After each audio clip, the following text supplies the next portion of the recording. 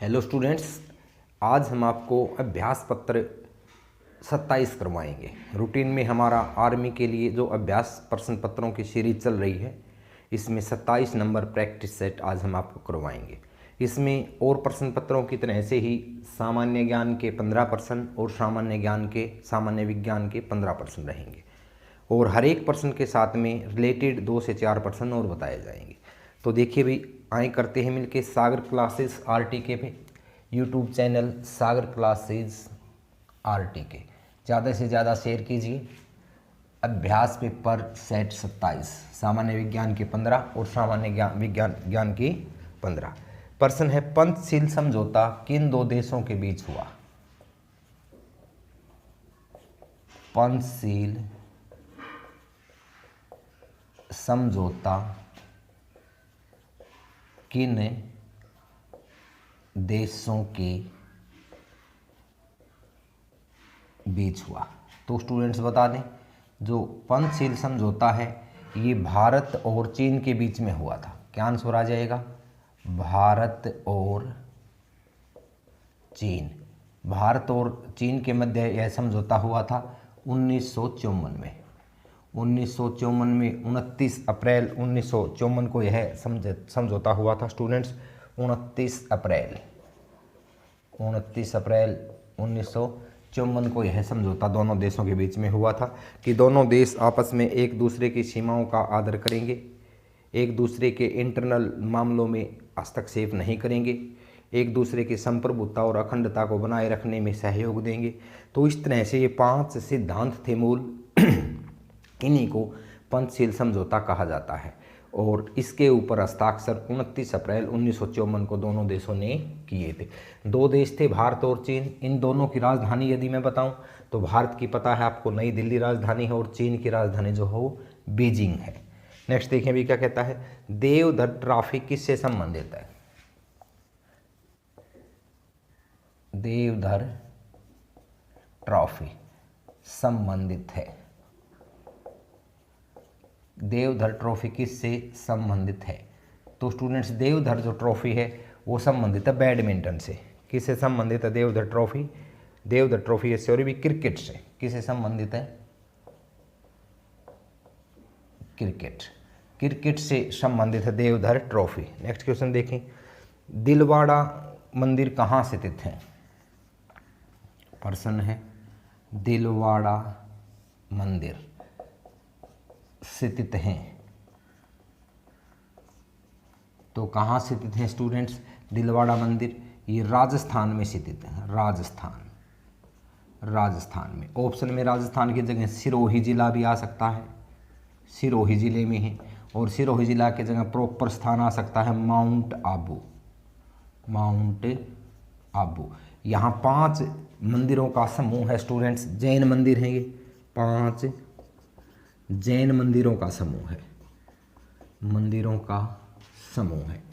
उन्हीं को बोलते हैं दिलवाड़ा के जैन मंदिर। और यदि इनके में निर्माण की बात करूं, तो स्टूडेंट्स इनका निर्माण 11वीं से 13वीं शताब्दी के मध्य हुआ था। 11वीं से 13वीं शताब्दी के मध्य 11वीं से 13वीं शताब्दी के मध्य इन मंदिरों का निर्माण हुआ था। और यहीं पे स्टूडेंट्स अरावली पर्वत की ऊंची चोटी जो है गुरु शिखर है। गुरु शिखर यहीं पे 1722 मीटर उसकी ऊंचाई है। अरावली पर्वत की ऊंची चोटी भी यहीं पे स्थित है। तो ये दिलवाड़ा के जैन मंदिर राजस्थान, सिरोही जिला, माउंट आबू में स्थित है। 5 मंदिरों का यह समूह है। और स्टूडेंट्स ये आपका निर्माण जो है इनका 11वीं से 13वीं शताब्दी में हुआ था। दूसरा क्वेश्चन देखिए क्या कहता है, शांति निकेतन निम्न में से किससे संबंधित है? शांति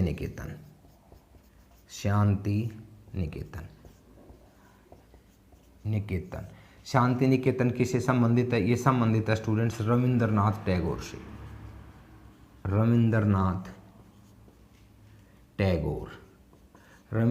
टैगोर से यह संबंधित है स्टूडेंट्स शांति निकेतन। यहाँ पर इन्होंने एक ये विश्वविद्यालय है आपका भारती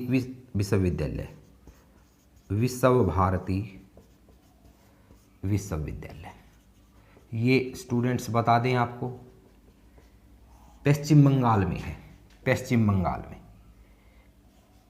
पश्चिम बंगाल में शांति निकेतन स्थित है। एक छोटा सा कस्बा है। ये रविंद्रनाथ टैगोर के द्वारा स्थापित विश्व भारती जो पहले स्कूल था, अब बाद में 1921 में विश्वविद्यालय का दर्जा इसको प्राप्त हुआ, तो उसके कारण से रविंद्रनाथ टैगोर के कारण से यह चर्चा में है, चर्चित है। शांति निकेतन किस जिले में है, किस राज्य में है? पश्चिम बंगाल में है। वीरभूमि जिले में है ये, वीरभूमि जिला उसमें उसके अंतर्गत आता है। रविंद्रनाथ टैगोर स्टूडेंट्स पहले एशियन और पहले भारतीय व्यक्ति हैं जिनको साहित्य के क्षेत्र में गीतांजलि की रचना पर वर्ष 1913 में नोबेल पुरस्कार मिला था। तो ये इम्पोर्टेंट है, काफ़ी चर्चित व्यक्ति रहे हैं। हमारा जो राष्ट्रीय गान है वो भी इन्हीं के द्वारा रचा गया है। जन गण मन अधिनायक जो है वो इन्हीं के द्वारा रचा गया है। और बांग्लादेश का राष्ट्रीय गान अमार सोनार बांग्ला भी इन्हीं की रचना है। तो देखिए नेक्स्ट क्या कहता है। नेक्स्ट है आपका, ब्राज़ील किस चीज़ के लिए प्रसिद्ध है? ब्राज़ील, ब्राज़ील किसके लिए प्रसिद्ध है? ऑप्शन के अकॉर्डिंग आंसर बताएंगे, किसके लिए प्रसिद्ध है। तो स्टूडेंट्स ब्राज़ील की यदि मैं प्रसिद्धता की बात करूं तो फसलों की चर्चा है ऑप्शन में। तो ब्राज़ील जो है स्टूडेंट्स वो कॉफ़ी उत्पादन में विश्व भर में प्रथम है। कॉफ़ी उत्पादन, कॉफ़ी उत्पादन में ब्राज़ील विश्व भर में प्रसिद्ध है। और इसकी राजधानी पूछें स्टूडेंट्स तो राजधानी इसकी ब्राज़ीलिया है, ब्राज़ीलिया, ब्राज़ीलिया राजधानी है। और ये पूछ ले कि भाई किस महाद्वीप का देश है, तो ब्राज़ील दक्षिणी अमेरिका महाद्वीप का, दक्षिणी अमेरिका महाद्वीप का देश है ब्राज़ील। तो चर्चा में रहा था ही। दूसरी चीज़ देखें, यहाँ ब्राज़ील में स्टूडेंट्स रियो डी जेनेरो जो है वो प्रसिद्ध शहर है, रियो डी जेनेरो, जहाँ पर पिछले ओलंपिक गेमों का आयोजन भी हुआ था। नेक्स्ट देखें भाई, उबेर कप किससे संबंधित है? विश्व महिला बैडमिंटन से। उबेर कप, उबेर कप किससे संबंधित है? विश्व महिला बैडमिंटन, विश्व महिला बैडमिंटन से संबंधित है उबेर कप। दूसरा क्वेश्चन देखें, सर्जिकल स्ट्राइक सितंबर 2016 में भारतीय सेना के जनरल कौन थे? Surgical strike, surgical strike, surgical strike सितंबर 2016 में भारतीय सेना के जनरल, भारतीय सेना के जनरल, तो ये स्टूडेंट्स झज्जर जिले से, हरियाणा के झज्जर जिले से दलबीर सिंह सुहाग थे, दलबीर सिंह सुहाग, दलबीर सिंह सुहाग उस समय जनरल थे। और जो स्टूडेंट्स 1965 में जो है वो एन चौधरी जनरल थे, 1971 में के मानेकशॉ जनरल थे, और 1999 में कारगिल युद्ध में जो है वो आपके वेद प्रकाश मलिक जनरल थे। तो इस तरह से 4 मुख्य इवेंट्स हैं, चारों के जनरल आपको प्रैक्टिस सेट्स में बारी बारी से हमने करवा दिए हैं। दूसरा क्वेश्चन देखें भी क्या कहता है, बांग्लादेश की मुद्रा क्या है? तो यहाँ पे ले लेते हैं क्वेश्चन को, बांग्लादेश की मुद्रा, पड़ोसी देश है अपना बांग्लादेश की मुद्रा। प्रश्न पहले भी आ चुका है स्टूडेंट्स, बांग्लादेश की मुद्रा कौन सी है? टका है। यदि इसकी राजधानी पूछे, इसकी राजधानी, तो स्टूडेंट्स राजधानी इसकी ढाका है, ढाका राजधानी है। और इसका पीएम पूछे तो पीएम शेख हसीना है, शेख हसीना, शेख हसीना। तो नेक्स्ट देखिए, बांग्लादेश स्टूडेंट्स वर्ष 1971 में अस्तित्व में आया था। पहले यह पूर्वी पाकिस्तान के नाम से जाना जाता था, 1971 में यह अस्तित्व में आया बांग्लादेश।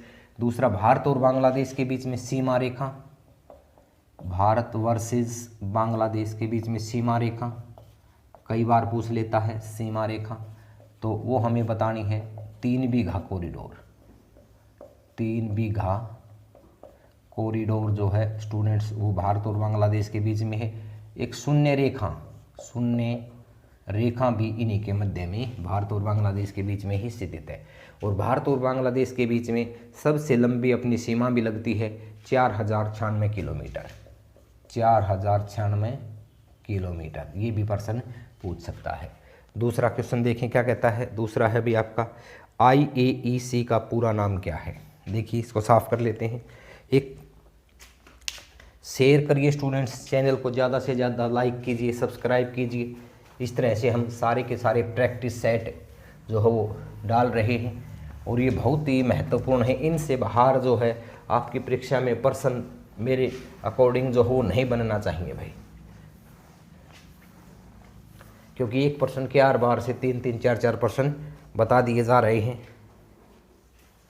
तो ज़्यादा से ज़्यादा चैनल को शेयर कीजिए, सब्सक्राइब कीजिए, नोट्स निकालिए खुद के अपने। नेक्स्ट देखें क्या कहता है। प्रश्न है IAEC का पूरा नाम क्या है। IAEC तो इंडियन एटॉमिक एनर्जी कमीशन, भारतीय परमाणु ऊर्जा आयोग। क्या कहेंगे, भारतीय परमाणु ऊर्जा आयोग। इसकी स्थापना की यदि मैं बात करूं स्टूडेंट्स, स्थापना जो है इसकी वर्ष 1948 में होती है। और दूसरी चीज़ यहाँ पे आपको एक चीज़ और ध्यान रखनी है, भारतीय परमाणु ऊर्जा के पिता पूछ ले कौन पिता हैं, तो इसके जो पिता हैं स्टूडेंट्स वो हैं होमी जहांगीर भाभा। होमी जहांगीर भाभा। और इसके यदि हम हेडक्वार्टर की यदि मैं चर्चा करूं तो वो मुंबई में है, मुंबई। तो इस तरह से आपको ध्यान रखना है स्टूडेंट्स कि ये भारतीय परमाणु ऊर्जा के जनक कौन हैं, डॉक्टर होमी जहांगीर भाभा हैं। इसरो के जनक कौन हैं, विक्रम साराभाई हैं। इसरो का हेडक्वार्टर कहाँ पे है, बेंगलोर में है। जबकि परमाणु ऊर्जा का हेडक्वार्टर कहाँ पे है, मुंबई में है, ट्राम्बे मुंबई। तो ये आपको ध्यान में रखना है। वायसराय भारत में किसका प्रतिनिधित्व करता था। नेक्स्ट क्वेश्चन है वायसराय भारत में किसका प्रतिनिधित्व, वायसराय भारत में किसका प्रतिनिधित्व करता था। तो स्टूडेंट ब्रिटिश शासन का आंसर क्या जाएगा, ब्रिटिश शासन।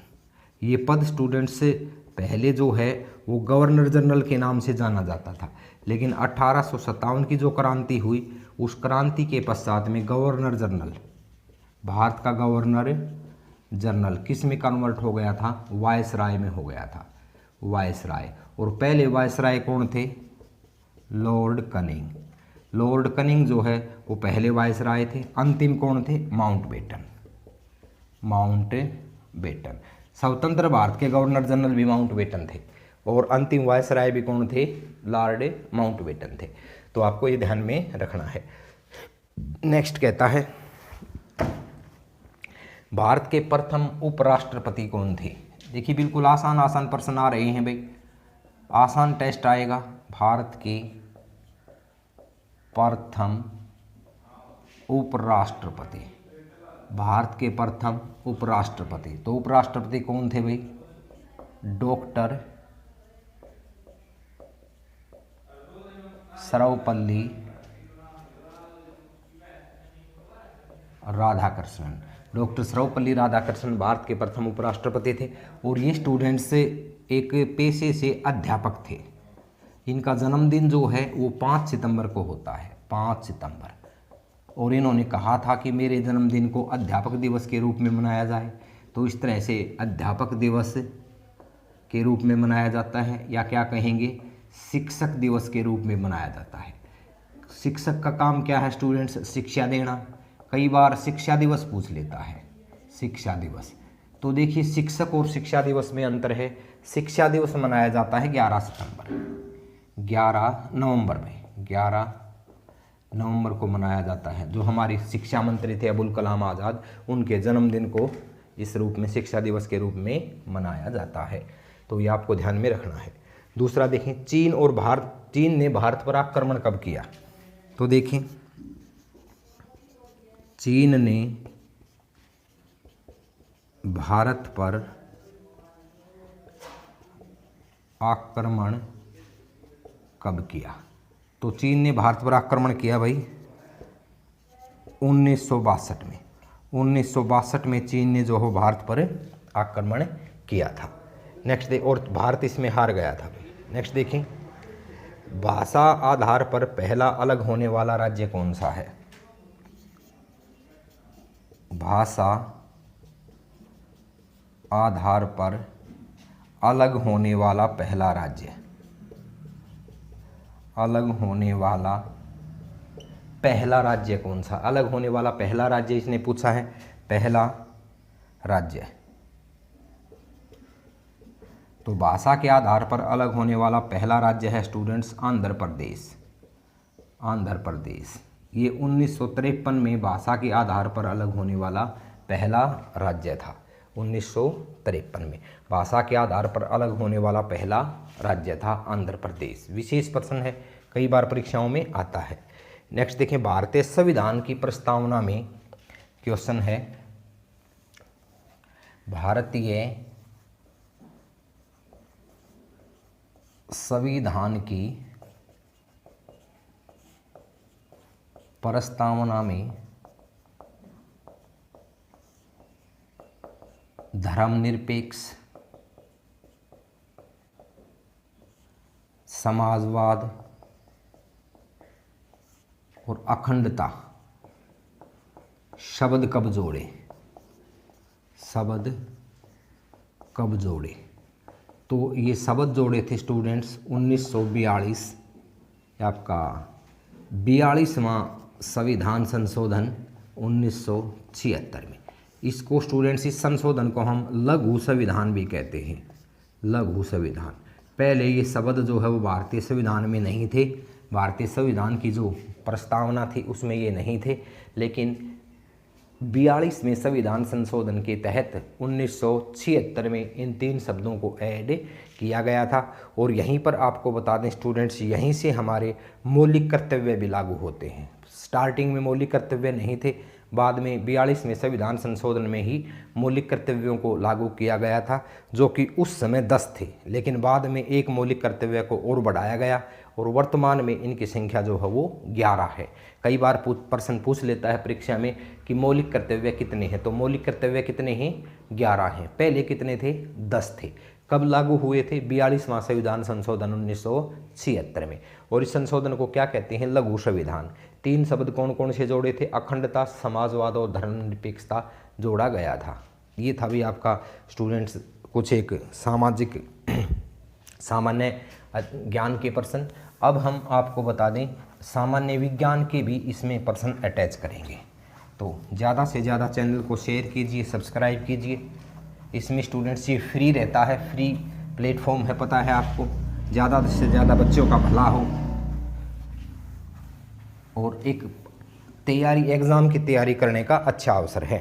सामान्य विज्ञान देखें, किसी द्रव के क्वथनांक को कैसे बढ़ाया जाता है? प्रश्न है, किसी द्रव के क्वथनांक मतलब होता है स्टूडेंट्स इसका बॉइलिंग पॉइंट। बॉइलिंग पॉइंट को कैसे बढ़ाया जाए? बढ़ाया जाए तो प्रश्न का उत्तर क्या आ जाएगा? आंसर आ जाएगा स्टूडेंट्स इसका, किसी द्रव के इसको दाब बढ़ाकर। यदि स्टूडेंट्स दाब को कम कर देंगे तो बॉइलिंग पॉइंट कम आ जाएगा, दाब को बढ़ा देंगे तो बॉइलिंग पॉइंट ज़्यादा हो जाएगा। यहाँ पर एक उदाहरण से समझिए। यदि मैं उदाहरण दूँ स्टूडेंट्स, देखिए जैसे कि माउंट एवरेस्ट है। माउंट एवरेस्ट पर पानी का जो क्वथनांक है वो 68 डिग्री सेल्सियस है और धरातल पर जो है वो क्या है? 100 डिग्री सेल्सियस है। अब माउंट एवरेस्ट पर क्या कम हो जाता है? दाब कम हो जाता है, वायु का दाब जो है वो क्या हो जाता है? कम हो जाता है। और धरातल पर इसकी तुलना में क्या हो जाएगा? ज़्यादा हो जाएगा। इसी तरह से प्रेशर कुकर में और ज़्यादा हो जाएगा, लगभग 120 डिग्री सेल्सियस जो है वो दाब बन जाता है। तो इस तरह से क्वथनांक 120 डिग्री चला जाता है। तो ये आपका उदाहरण है और इसी से कुछ क्वेश्चन निकलता है कि पहाड़ों पर खाना देरी से क्यों बनता है, क्योंकि दाब कम होने के कारण से पानी 68 डिग्री के ऊपर ही उबल जाता है और खाने को ऊष्मा 68 डिग्री मिलती है। ऊष्मा यदि कम मिलेगी स्टूडेंट्स तो फिर खाना देरी से बनेगा, और ऊष्मा ज़्यादा मिलेगी तो खाना जल्दी मिलेगा। इसी कारण प्रेशर कुकर में खाना जल्दी बन जाता है। दूसरा क्वेश्चन देखें भी, प्रतिरोध का मात्रक। तो कई बार क्वेश्चन आ चुका है प्रतिरोध का मात्रक, कई बार आ चुका है स्टूडेंट्स, पता है आपको प्रतिरोध का मात्रक। मात्रक एक पेपर में जरूर बनना है भाई। प्रतिरोध का मात्रक क्या है? ओम है। प्रतिरोध का मात्रक ओम है। दूसरा कहता है कौन सी वस्तु चुंबकीय है? तो ऑप्शन के अकॉर्डिंग चुंबकीय वस्तु पूछी गई है, बिल्कुल आसान प्रश्न है। चुंबकीय वस्तु, चुंबकीय वस्तु कौन सी है? तो इसमें सोना, चांदी, लोहा, इस तरह से ऑप्शन में है। चुंबकीय वस्तु कौन सी है? लोहा है। लोहा जो है वो चुंबकीय वस्तु है, चुंबक उसको अपनी ओर आकर्षित करती है। विद्युत निम्न में से किससे उत्पन्न होता है? ये भी आसान प्रश्न है। तो देखें, विद्युत उत्पन्न होता है। विद्युत उत्पन्न, वैसे तो विद्युत उत्पन्न बहुत कारणों से होता है, लेकिन ऑप्शन के अकॉर्डिंग मैं चर्चा करूं तो इसमें स्टूडेंट्स विद्युत उत्पन्न होता है। विद्युत उत्पन्न किससे होता है? डायनमो। डायनमो, डायनमो स्टूडेंट्स एक ऐसा यंत्र है जो यांत्रिक ऊर्जा को विद्युत ऊर्जा में कन्वर्ट करता है। तो इस तरह से विद्युत किससे उत्पन्न होता है? डायनमो से विद्युत उत्पन्न होता है। बिल्कुल आसान प्रश्न है। नेक्स्ट देखें भी क्या कहता है, सोनार नामक यंत्र किस में प्रयोग किया जाता है? देखिए सोनार, सोनार यंत्र प्रयोग किया जाता है, प्रयोग किया जाता है। तो सोनार नामक यंत्र प्रयोग किया जाता है, किस में प्रयोग किया जाता है? सोनार पनडुब्बी में, पनडुब्बी, पनडुब्बी में प्रयोग किया जाता है, जलीय जहाज़ों में प्रयोग किया जाता है। इसको बता दें आपको 1915 में पॉल लैंगविन ने बनाया था। पॉल लैंगविन जो फ्रांस के थे स्टूडेंट्स, पॉल लैंगविन, इन्होंने टाइटैनिक जहाज़ डूब गया था। टाइटैनिक, पता है आपको टाइटैनिक जहाज़ डूबा था स्टूडेंट्स? ये डूबा था आपका 1912 में। 14 अप्रैल 1912 को टाइटैनिक जहाज़ डूबा था एटलांटिक महासागर में, अटलांटिक में, अटलांटिक महासागर। तो इसी घटना से प्रेरित हुए थे कौन? फ्रांस के पॉल लैंगविन। और प्रेरित होकर के उन्होंने क्या बना दिया? सोनार बना दिया, sound and navigation ranging, sound and navigation ranging sonar. और ये जो है वो आपका पराश्रव्य तरंगों पर काम करता है। प्रश्न पूछता है कि सोनार किन तरंगों पर काम करता है? तो सोनार पराश्रव्य तरंगों पर काम करता है। सोनार को किसने बनाया? फ्रांस के पॉल लैंगविन ने बनाया था। कब बनाया? 1915 में बनाया था। किस घटना से प्रेरित होकर के? वर्ष 1912 में टाइटैनिक जहाज़ अटलांटिक महासागर में डूबा था, उस घटना के कारण से प्रेरित होकर के उन्होंने ये बनाया था। नेक्स्ट देखें भी, शक्ति का मात्रक क्या है? तो शक्ति का मात्रक वाट है स्टूडेंट्स। जूल भी आ जाए तो सही है। शक्ति का मात्रक तो जूल, जूल भी आ सकता है और वाट भी आ सकता है, दोनों ही सही हैं।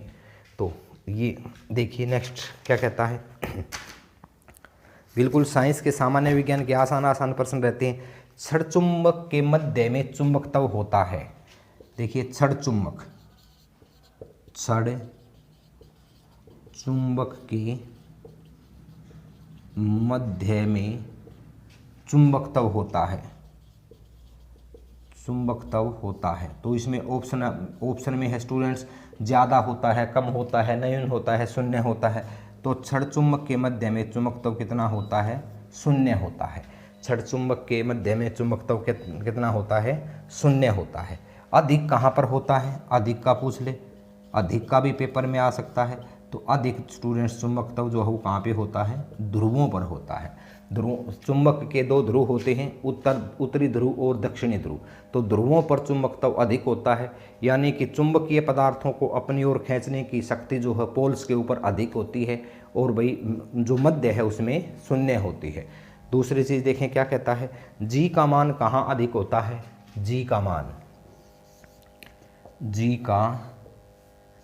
का मान, क्वेश्चन है जी का मान अधिक कहाँ होता है?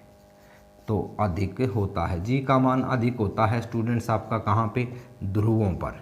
ध्रुवों पर ही जी का मान, उत्तरी ध्रुव और दक्षिणी ध्रुव पृथ्वी के 2 पोल्स हैं, तो गुरुत्वाकर्षण बल की वैल्यू भी कहाँ ज़्यादा होगी, ध्रुवों पर ही गुरुत्वाकर्षण बल की वैल्यू ज़्यादा होगी। दूसरा पॉइंट देखें भी क्या कहता है, निम्न में से कौन सा आवेश रहित है। तो देखिए जो परमाणु है उसके 3 कण होते हैं, आवेश रहित कण पूछा है, आवेश रहित कण कौन सा होता है। तो परमाणु के मूल 3 कण हैं स्टूडेंट्स परमाणु के। एक इसमें प्रश्न आ जाएगा आपका न्यूट्रॉन, न्यूट्रॉन के ऊपर आवेश रहित कण होता है, तो कौन सा होता है आवेश रहित कण, न्यूट्रॉन होता है। कई बार ये पूछ लेता है प्रोटॉन पर कैसा चार्ज होता है, प्रोटॉन पर, तो प्रोटॉन पर स्टूडेंट्स पॉजिटिव चार्ज होता है। इलेक्ट्रॉन पर कौन सा होता है, इलेक्ट्रॉन पर नेगेटिव चार्ज होता है, धनात्मक और ऋणात्मक बोलते हैं इनको। तो ये तीनों ही आपको क्लियर हो गए। नेक्स्ट है मानव रक्त में पानी की प्रतिशतता कितनी होती है। मानव रक्त में पानी की प्रतिशतता, मानव रक्त में जो प्लाज्मा होता है उसमें पानी की प्रतिशतता पूछी है भाई, प्लाज्मा देखें, मानव रक्त प्लाज्मा में, मानव रक्त प्लाज्मा में पानी की प्रतिशतता कितनी होती है। तो स्टूडेंट्स मानव रक्त प्लाज्मा में पानी की प्रतिशतता कितनी होती है, आंसर आ जाएगा आपका लगभग 91 से 92%। 91 से 92% मानव रक्त में पानी की प्लाज्मा में मानव रक्त प्लाज्मा में पानी की प्रतिशतता होती है।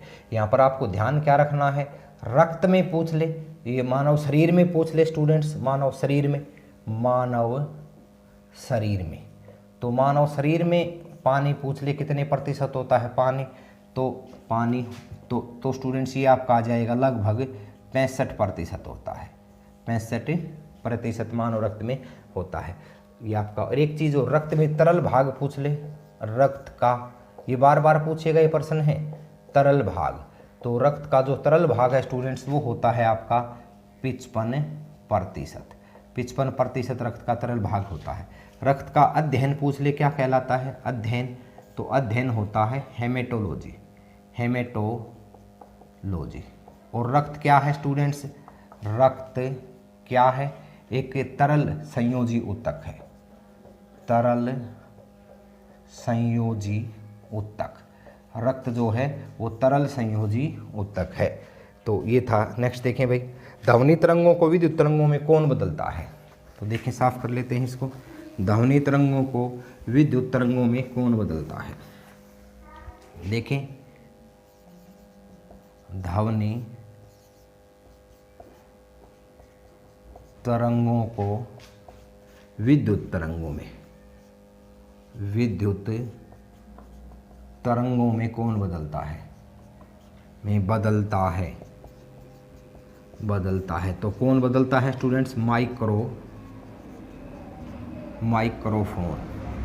माइक्रोफोन जो है वो किसको बदलता है, विद्युत तरंगों, ध्वनि तरंगों को विद्युत तरंगों में बदलता है। और विद्युत तरंगों को ध्वनि तरंगों में कौन बदलता है स्टूडेंट्स, तो ये आपको कमेंट बॉक्स में बताना है कि भाई विद्युत तरंगों को ध्वनि तरंगों में कौन बदलता है, ये आपको कमेंट बॉक्स में बताना है। नेक्स्ट देखिए भाई, ताप बढ़ने पर ध्वनि का वेग क्या होगा। ताप बढ़ने पर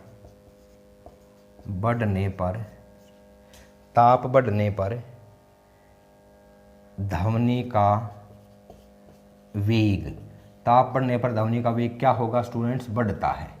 इस एक उदाहरण से इस चीज़ को समझिए, एक उदाहरण के माध्यम से। जिस तरह से 0 डिग्री सेल्सियस वायु में तापमान 0 डिग्री सेल्सियस वायु है, तो ध्वनि की गति 332 मीटर प्रति सेकंड होती है। और इधर में 0 से यदि 10 डिग्री ले आऊँ तो 340 मीटर प्रति सेकंड हो जाएगी। अर्थात माध्यम का तापमान बढ़ता है तो स्टूडेंट्स ध्वनि की चाल भी क्या हो जाती है, बढ़ जाती है। आपको ये ध्यान रखना है। नेक्स्ट क्वेश्चन है, प्रिज्म के लिए अधिकतम विचलन कोण किस रंग का होता है। प्रिज्म के लिए अधिकतम विचलन कोण, तो पता है आपको, जब सूर्य के प्रकाश को प्रिज्म से गुजारा जाता है तो वो 7 रंगों में बट जाता है। तो अधिकतम विचलन कोण किस रंग का होता है, प्रिज्म में अधिकतम अधिकतम विचलन कोण, विचलन कोण किस रंग का होता है? तो ये किस रंग का होता है स्टूडेंट्स? बैंगनी रंग का, बैंगनी रंग का होता है। कम किसका होता है? लाल रंग का होता है। और कितने रंग होते हैं? 7 रंग होते हैं। ट्रैकोमा किस अंग की बीमारी है? ट्रैकोमा, ट्रैकोमा स्टूडेंट्स किस अंग की बीमारी है? किस अंग की बीमारी है? तो ट्रैकोमा की बीमारी पूछिए किस अंग की है, तो ये आँख की बीमारी है भाई। ट्रैकोमा, इस बीमारी में आँख में सूजन आ जाती है, आँख की यह बीमारी है। तो ये इस तरह से स्टूडेंट्स आपका प्रैक्टिस सेट 27 कंप्लीट होता है। आशा है, उम्मीद है कि आपको ये पसंद आया होगा और चैनल को आप ज़्यादा से ज़्यादा शेयर और सब्सक्राइब करोगे। आपके द्वारा किया गया शेयर, सब्सक्राइब, लाइक स्टूडेंट्स ये मेहनत का फल है, वरना ये फ्री प्लेटफॉर्म है उन बच्चों के लिए जो किसी कारण से परीक्षा की तैयारी के लिए कोचिंग सेंटर में नहीं आ पा रहे हैं, फीस पे नहीं कर रहे हैं, तो उनके लिए एक बहुत ही अच्छा साधन है। उनकी भलाई के लिए दूसरे बच्चों को शेयर कीजिए, सब्सक्राइब कीजिए स्टूडेंट्स और चैनल को फैलाइए। धन्यवाद स्टूडेंट्स। जय भारत, जय हिंद।